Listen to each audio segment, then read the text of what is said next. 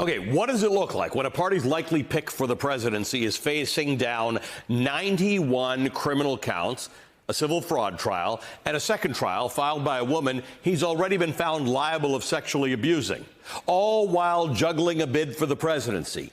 I want to take a look at just the next month of the four times indicted ex-president. For those of you who feel like your holiday calendars are jam-packed, just be happy it doesn't look like this. All right, let's come over here for a second. Let's start with the federal indictment on election interference. The former president has fought this at every turn, and now he's appealing a ruling that he cannot get rid of the charges simply because he was president at the time. Special counsel Jack Smith took the remarkable step of going directly to the Supreme Court and asking them to rule directly on this question of presidential immunity. The court has given Donald Trump until tomorrow, December 20th, to explain why he opposes this view. Meanwhile, unless the Supreme Court does take the case, this same appeal is going through the D.C. Circuit Court as well. And on the 23rd, Donald Trump's appellate brief is due to that court. Less than 1 week later, we have another update in the other Jack Smith case, the classified documents one, Mar-a-Lago, where on the 29th of December, Donald Trump must disclose whether he will use the so-called advice of counsel defense. That's on the 29th of December. The day after that, on the 30th, back in D.C., Smith has his opposition to Trump's immunity appeal due. Are you tired yet? Because we're not even in the new year. On January 2nd, Donald Trump's reply to the immunity decision is due to the D.C. Circuit Court. That is if we are still waiting to hear from the Supreme Court. That's January 2nd. January 5th brings us to the New York civil fraud trial, where post-trial briefs are due from both the defense and the New York Attorney General Letitia James's office. That's January 5th. Just days after that, on January 9th, we've got oral arguments before the D.C. Circuit on the immunity appeal. That's going to take place then. And just 2 days after that, we see closing arguments in the civil fraud trial in New York, which has already found Trump and his business liable for fraud. We're going to find out how much he's got to pay. Over in Florida, on January 12th, the special counsel must disclose which expert witnesses they plan on using at that trial. And don't forget that we're now in a presidential election year by January. And on January 15th, look at what we got there. The first ballots in the 2024 election are going to be cast at next year's Iowa caucuses. The latest NBC poll, by the way, shows Donald Trump with more than a 30-point lead over the second-place candidate there. Lastly, we have one more thing in January. One day after the Iowa caucuses, the second case brought by writer E. Jean Carroll against the ex-president will go to trial, this time for defamation over comments that he made in 2019. All of this is just over the next month. The question before the country now, how do we reckon with an ex-president indicted for an array of alleged crimes who sees returning to the White House as his way out of his legal troubles? Listen to how a former Trump ally now views the ex-president's legal future.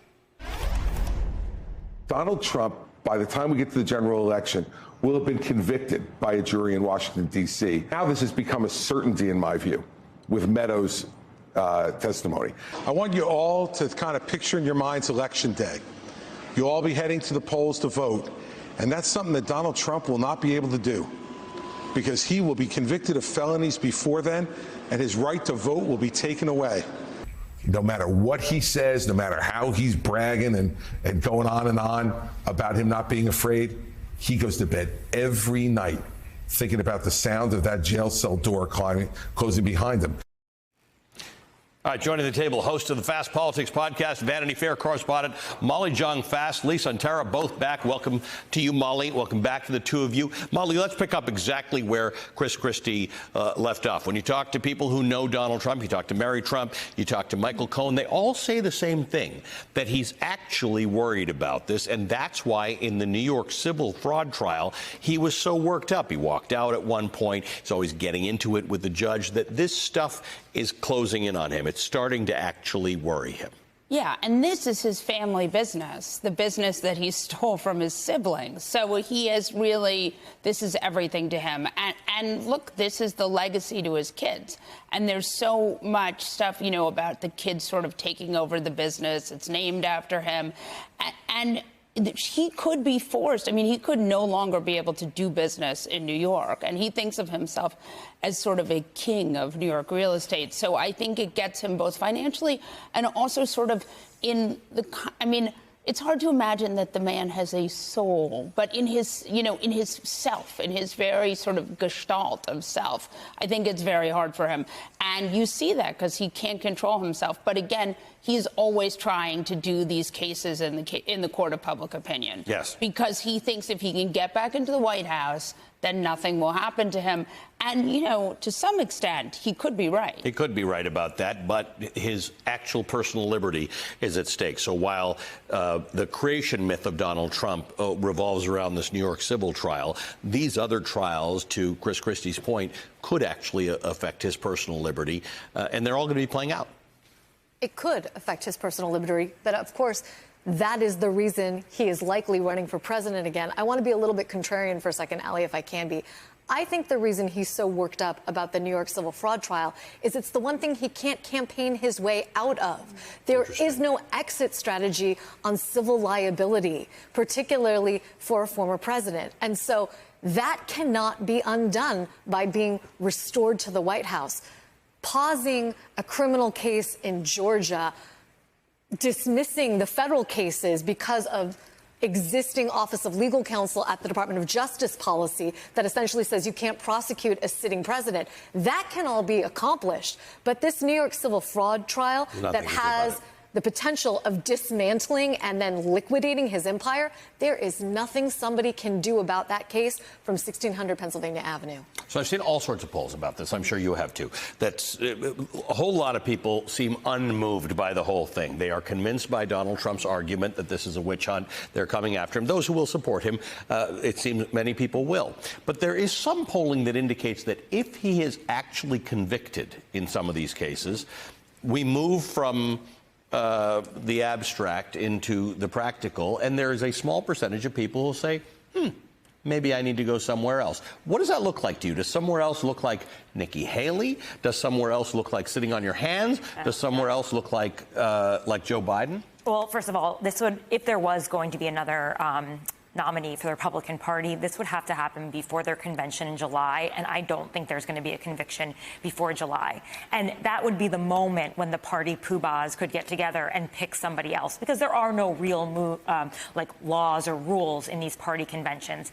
But then again, if somebody else is selected as the nominee, he's going to stage a write-in campaign. He's going to try to destroy that other candidate. He's going to bring the whole party down with him because he'll be desperate. He may, you know, have an ankle bracelet or, you know, may not be able to move, but he will, you know, incite rage against the party, which has always been an issue. And that's about 30% of the Republican Party. And they've let that fester and grow. But also, the Republican Party is him. Like, the people who are running the party right now, Ronna. Right. They're not going to, yeah, Ronna, Romney McDaniels, another head of the party was his former campaign manager. Yeah. They're not like. They're not looking to solve this problem. They're not looking to. Yeah. They think, you know, he's electable, and right now the polls show that he is. And so we'll see what happens. I think that these court cases, and I think everything really, like, they turbocharge his narrative that he's a political dissident, that he's a victim, and he's going to stand outside, and he's either going to campaign from outside the courthouse or at rallies, and that's going to be it. He has said that he's been indicted more times than the great Al Capone. That's, of course, after talking about the great Kim Jong-un, the great Xi Jinping, the great Vladimir Putin. His language, his behavior in recent days has gone even farther than it normally does for Donald Trump. What do you make of that? Because we're not even in January yet, and he's bringing out the Hitler quotes. Yeah, that was something. I mean, the Hitler quotes, as a Jew, you know, I never feel like that's a good sign. I would say I think that Trump and these indictments could really depress turnout. You know, his base will always have his back. But if you're a swing voter in Pennsylvania, and you're, a soccer mom, maybe you say, I don't know about this guy. I think it's been hard to sort of hold your nose and vote for this guy for the tax cuts. And I think that gets harder if he gets indicted. But certainly, he's going to go down swinging, and that's what we see with his autocrat-friendly, dictator-adjacent kind of talk. He's